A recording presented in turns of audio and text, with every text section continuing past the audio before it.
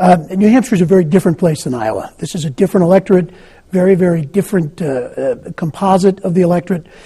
Here, both Republicans and independents will vote in this primary, which means Republicans have to create a broader canvas. You're not just appealing to social conservatives or evangelical Christians. This is much more an economy-driven state. So the argument here will largely be from Republicans about the economy, about jobs, and I think more a little process. Which candidate is most prepared to go against the president in the long run? And a lot of those process arguments are getting made here during this campaign. The other thing is Mitt Romney comes into New Hampshire as a brand. We as Republicans tend to like Republican brands. We like McCain's and Bush's and Dole's.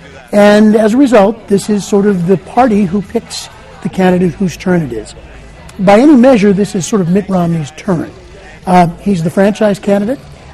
He's running a campaign against Washington, interestingly, and he has sort of the mainstream Republican support. Enough Tea Party support and enough support across the party. I think Governor Romney will attract votes from both Republicans and independents. And the other piece is Romney appeals to a group of voters in New Hampshire who want their vote to count. A lot of people here, I think, believe Mitt Romney can go the distance against the president, and some of the other folks maybe can't. I don't think Santorum's Iowa bounce does much for him here. Look, raising $1 million in one night, that's impressive.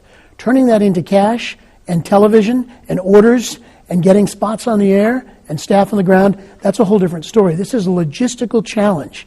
I'm not sure that Senator Santorum doesn't see that bounce until South Carolina, if in fact he gets through respectably in New Hampshire. Ron Paul appeals to a very eclectic voter. The problem for Congressman Paul is that his floor is his ceiling. There's not a lot of growth that's going to come there.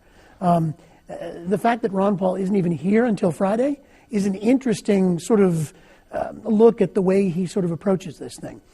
Ron Paul is not a mainstream candidate.